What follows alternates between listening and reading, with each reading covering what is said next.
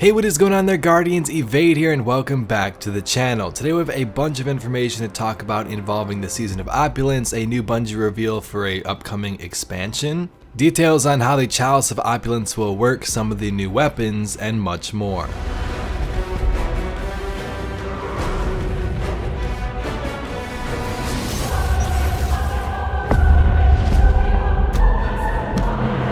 Grow strong, Guardian.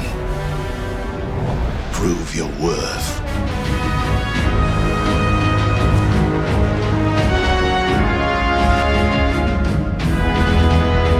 Alright, Guardians, welcome back. Hope you're having an amazing day, and let's jump right into this news. So first we have this tweet from Bungie themselves, which went out about 5 hours ago or so. It says, tune in for the reveal of the next chapter of Destiny 2, Thursday, June 6th at 10 AM Pacific Time. So this of course is next week, and we don't really get much from this image, but we can make out a couple of things. First they say the next chapter of Destiny 2, and we obviously know that Season of Opulence is coming out next Tuesday, so this is something new, something like a new expansion.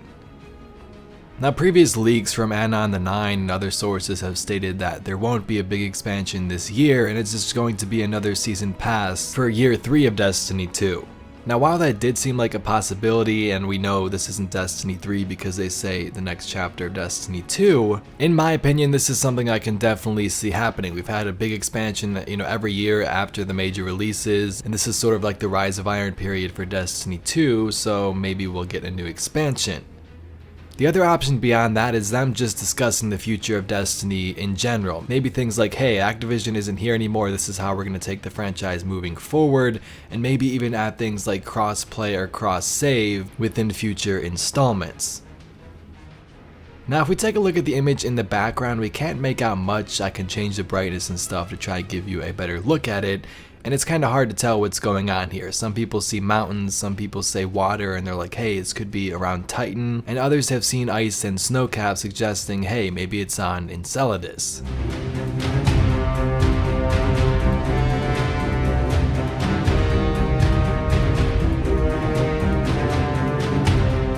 So guess we'll have to wait and see for that. Let me know your thoughts down below. What do you think Bungie is going to announce after the Season of Opulence next week? And with that being said, let's jump into the weekly update. Let's first begin by discussing the Chalice of Opulence and how it's going to work. So once we jump into the DLC next week, Chalice will grant us this Chalice of Opulence, which serves as players' gateway to the new treasure. Players who emerge victorious in the menagerie will use the chalice to serve up an offering of runes in exchange for weapons and gear that they choose from a selection of items available. Now, Bungie tells us that this sort of treasure pool will be limited at first, but over time you'll be able to upgrade the chalice and acquire more plentiful and powerful rewards. So as soon as next season goes live, each player will claim this chalice in an introductory quest line, and from there it'll be shared between different Guardians on the same account. It works kind of like this. To earn the runes that you need to put into that chalice, you can do the following: complete weekly bounties, opening up weekly chests in the new nessus barge, which I'm assuming is this image right here, using a consumable that will award you a rune after a strike, crucible, or gamut completion. And it's also cool because that same consumable will also give other players in your fire team a chance to earn one of those additional runes. So once you acquire said runes, you slot them into your chalice before you start the menagerie. From there, play the new 6-player match-made activity to earn your rewards, and you'll be able to obtain the gear that you choose with your rune selections. Each rune affects what you receive and some of its properties depending on how you slot them, and here's a look at the image overall with this Chalice of Opulence.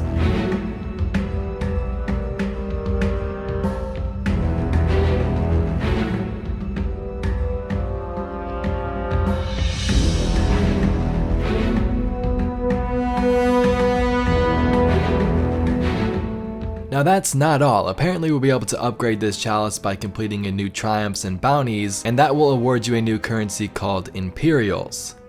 If you then use these Imperials, you can upgrade your chalice to acquire a variety of perks with a wide range of effects, from giving you more powerful rewards per week to allowing you to choose a specific gun and masterwork stat that you get from the menagerie. You can earn these Imperials several ways, completing weekly bounties, completing certain triumphs, using more special consumables that allows for Imperial acquisition, and chalice upgrades that allow you to earn Imperials through playlist activities. You can also choose which upgrades you unlock first, and here's a look at that stuff.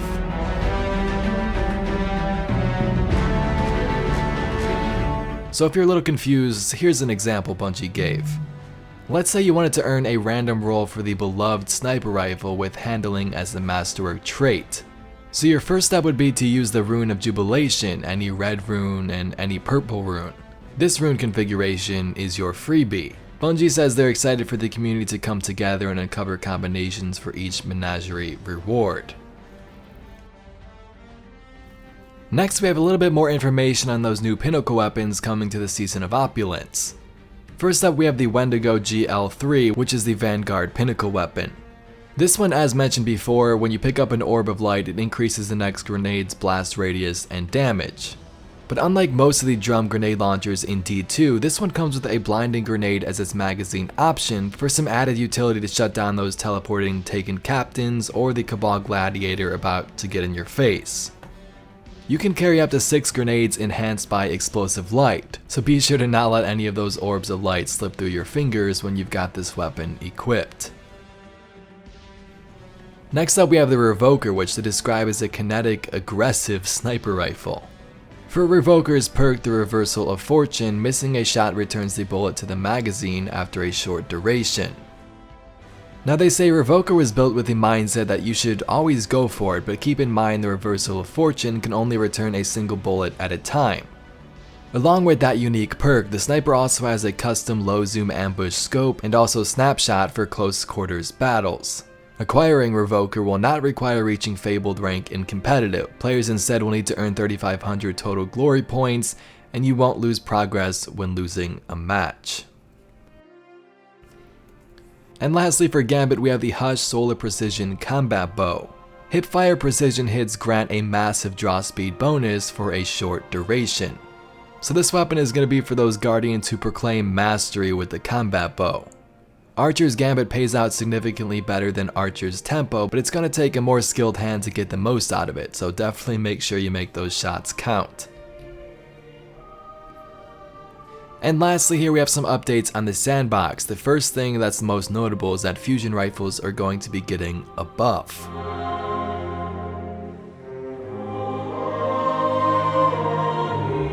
Next up, the Sturm and the Drang. Storm and Stress max overcharge rounds has been increased to 99. The Sturm overcharge buff now displays the number of overcharge rounds, and the overcharge damage has been increased 100% in PvE.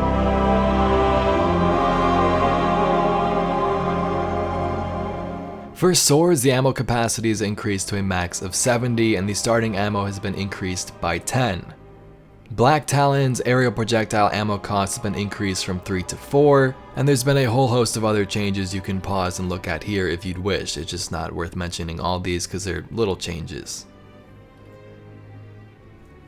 So in general, swords are getting some adjustments. They increased ammo capacity but also increased the cost of heavy attacks proportionally to encourage mixing in light attacks to get the most out of them instead of just repeatedly using those heavy attacks. Also, much like how the new Drang will show up in a new form for Season of Opulence, the lightweight and aggressive swords are getting the same treatment. Next up, we have a look at some of the sick new World's First raid gear for the Crown of Sorrow raid.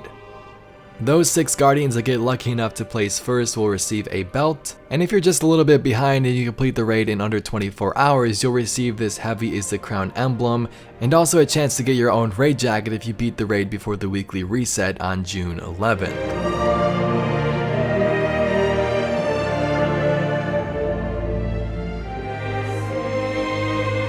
And the last bit of news is a new pursuit tab that'll be added to our inventory. So with this update, you'll be able to switch between pursuits and the director overview in one move. With the objectives displayed in the new tab, it should be easier than ever for us to plan our gameplay session and knock out the most bounties more efficiently. They've also added some filters to give us a quest only and bounties only view, so you can separate those limited time pursuits from the long term ones. And I've also seen questions like, when can I download this, or is it possible to preload the new release? This has been mentioned before, but Tuesday, June 4th, the server is going to be taken down at 7 AM Pacific time. Around 8 AM Pacific time, the Destiny 2 and companion features will be taken offline, and the update will begin rolling out across all platforms and regions. So 8 AM Pacific time is when you'll be able to start downloading the new release. This gives you about 2 hours until the expansion comes out at 10 AM Pacific time to get the game downloaded, prepare yourself for all the grinding you're going to do, and then later that night everybody can jump into the raid at the same time.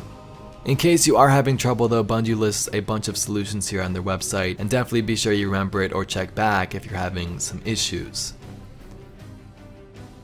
But Guardians is all I got for today's video. A bunch of news. I'm working on some more Crown of Sorrow lore videos and Opulence stuff in the next couple of days, and definitely be sure to let me know down below what you'd like to see.